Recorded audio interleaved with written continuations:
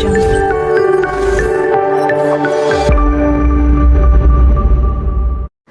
Friends, இன்றைக்கி நம்ம பார்க்க போகிறது நூதன மோசடி. நூதன மோசடினா என்ன?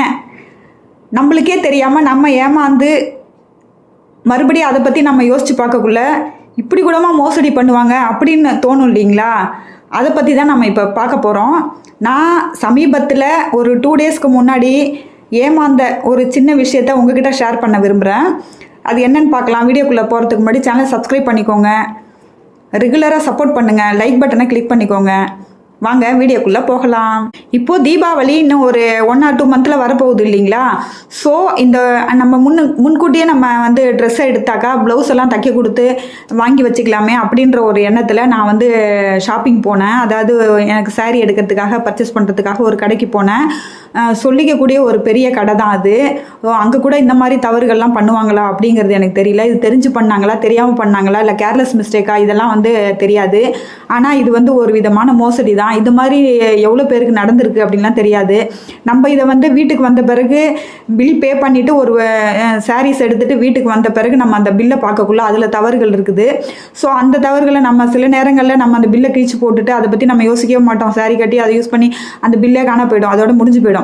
ஸோ இதெல்லாம் வந்துட்டு கண்டுபிடிக்கிறவங்களுக்கு மட்டும்தான் அந்த இது வந்து தெரியும். கண்டுபிடிக்காமல் இருக்கிற இந்த மாதிரி இருக்கும்போது அவங்களுக்கு அது நிறைய விதமான பெனிஃபிட் ஆகக்கூடிய வாய்ப்பு இருக்குது. ஸோ ஏன்னா லட்சக்கணக்கான மக்கள் வந்து பர்ச்சேஸ் பண்ணுறாங்க. அதுவும் இந்த தீபாவளி டைம்லலாம் சொல்கிறதுக்கு தேவையில்ல, அந்த அளவுக்கு இருக்கும் சேல்ஸு ஜவுளி கடை அப்படிங்கிறப்ப. ஸோ அதை பற்றி தான் இப்போ நான் வந்து 2 டேஸ்க்கு முன்னாடி ஒரு ஏமாந்த ஒரு விஷயத்தை ஷேர் பண்ண விரும்புகிறேன். இப்போ நான் வந்து ஒரு சாரீ எடுத்துகிட்டு, ஒரு பிரேசியர் ஒன்று எடுத்துகிட்டு, ஒரு ப்ளவுஸ் ஒன்று, ரெடிமேட் ப்ளவுஸ் ஒன்று எடுத்துகிட்டு பில்லு பே பண்ணிவிட்டு நான் வீட்டுக்கு வந்துட்டேன். வந்ததுக்கப்புறம் தான் நான் அந்த பில்லை செக் பண்ணி பார்க்கக்குள்ள நான் அங்கேயே செக் பண்ணியிருந்தேனாக்கா பிரச்சனை இல்லை. ஸோ நான் வீட்டுக்கு வந்து தான் நானும் செக் பண்ணேன். பெரிய கடைகளில் இந்த மாதிரி மிஸ்டேக்லாம் வரும்னு நம்மளுக்கு தோணுமா? நான் அங்கேயே நம்ம செக் பண்ணுறதுக்கு கிடையாது. ஸோ வீட்டுக்கு வந்த பிறகு நான் செக் பண்ணக்குள்ளே தான் தெரிஞ்சுது கிட்டத்தட்ட ஒரு 400 ரூபா கிட்ட நம்மளுக்கு வந்து லாஸ் ஆகிருக்கு அப்படின்னு சொல்லிட்டு. வெறும் 1350 ரூபாய்க்கு தான் நான் பர்ச்சேஸ் பண்ணேன். அதுக்கே வந்துட்டு ஒரு 300 ரூபாயிலேருந்து 400 ரூபாய் வரைக்கும் எனக்கு பில்லு வந்து தப்பாக போயிருக்கு அப்படின்னு சொல்லி கண்டுபிடிச்சேன். ஸோ இதை திருப்பி நான் எடுத்துகிட்டு போயிட்டு நான் உங்களுக்கு ஷேர் பண்ணுறேன். அந்த வீடியோவை பாருங்கள், இதை பார்த்து முடிச்சிடுங்க. அடுத்தது நான் மறுநாள் போயிட்டு நான் அதை சேஞ்ச் பண்ணுறப்ப நான் பட்ட கஷ்டம் என்னன்றதையும் உங்களுக்கு நான் ஷேர் பண்ணுறேன். இதுதான் நான் வந்து கடையில் எடுத்த சாரியோட ரேட்டு பார்த்தீங்கன்னா 995 போட்டிருக்கோம் பில்லில். ஸோ ஆனால் அதனுடைய டிஸ்கவுண்ட் போக அதனுடைய ஆஃபர் ப்ரைஸ் வந்து 740, அதாவது 740 ரூபா. 740 ரூபா இந்த சாரீ அப்படிங்கிறதுனால சரி நான் எடுத்தேன்.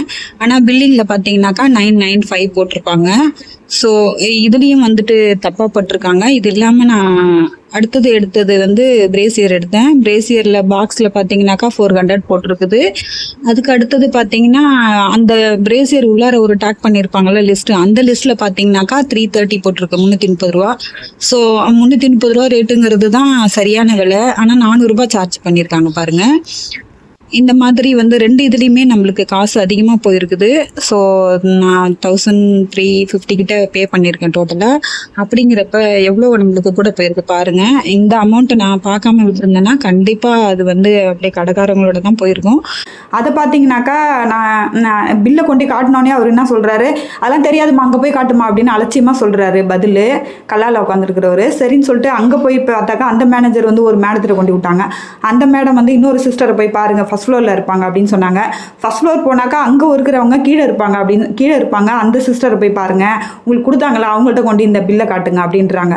ஸோ ஏகப்பட்ட அலைச்சலுங்க. அந்த ஒரு அவங்க பண்ணினது என்னவோ அவங்க தப்பு பண்ணிவிட்டு நம்மளை வந்து மறுமுறை அந்த பில்லை எக்ஸ்சேஞ்ச் பண்ணுறதுக்காக நம்ம போக்குள்ள நம்மளை வந்து இப்படிலாம் அலைய வச்சு கஷ்டப்படுத்தினாங்க. ஸோ இந்த மாதிரியான ஒரு சுச்சுவேஷனை எதுக்கு உருவாக்குறாங்க? ஏன்னா கிட்டத்தட்ட எங்கள் வீட்டுக்கும் அந்த கடைக்கும் 10 கிலோமீட்டரு.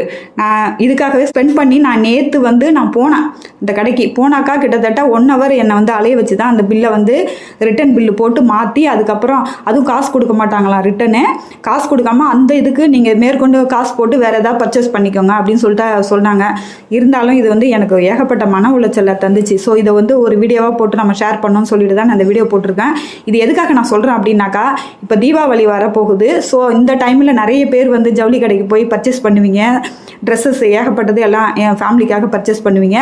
ஸோ அப்போ வந்து தயவு செஞ்சு எல்லாருமே சரி, எந்த கடையாக இருந்தாலுமே சரி, பில்லை வந்து செக் பண்ணுங்கள். செக் பண்ணிவிட்டு வாங்கிட்டு வாங்க. துணிமணிலாம் நீங்கள் எடுத்த துணியெல்லாம் இருக்குதா இல்லை, ஏன்னா அவசரத்தில் நம்ம வந்து அதெல்லாம் சில பேர் கவனிக்க மாட்டோம், வந்துட்டு திருப்பி வந்து நம்ம அந்த பில்லை ரிட்டர்ன் பண்ணுற அந்த எக்ஸ்சேஞ்ச் பண்ணுறப்ப ஏகப்பட்ட சிரமங்களை அனுபவிக்க வேண்டியதாக இருக்குது. இதை வந்து நான் உங்களுக்கு சுட்டி காட்டுறதுக்காக தான் இப்போ நான் இந்த வீடியோ போட்டிருக்கிறேன். ஸோ கேர்ஃபுல்லாக பர்ச்சேஸ் பண்ணுங்கள். பர்ச்சேஸ் பண்ணிவிட்டு நீங்கள் பர்ச்சேஸ் பண்ண அந்த துணியில் இருக்கிற அந்த டேகோட விலையும் நீங்கள் அவங்க கம்ப்யூட்டர் பில்லிங்கும் ஒன்றா இருக்கான்றதை ஒரு முறை செக் பண்ணிவிட்டு, ஒரு 10 நிமிஷம் ஸ்பெண்ட் பண்ணி செக் பண்ணிவிட்டு வாங்கிட்டு வாங்க. ஸோ இது வந்து உங்களுக்கு வந்து மன உளைச்சலையும் அலைச்சலையும் குறைக்கும். இது வந்து நான் இன்றைக்கி இந்த வீடியோ மூலமாக நான் இதை தான் உங்களுக்கு சொல்ல விரும்புகிறேன். ஏன்னா தீபாவளி வரப்போகுது, எல்லோரும் ஹாப்பியாக என்ஜாய் பண்ணுங்கள். அட்வான்ஸ் தீபாவளி வாழ்த்துக்கள். Thank you friends. Bye bye. இந்த வீடியோ பிடிச்சிருந்தா லைக் பண்ணுங்கள், ஷேர் பண்ணுங்கள், சப்போர்ட் பண்ணுங்கள்.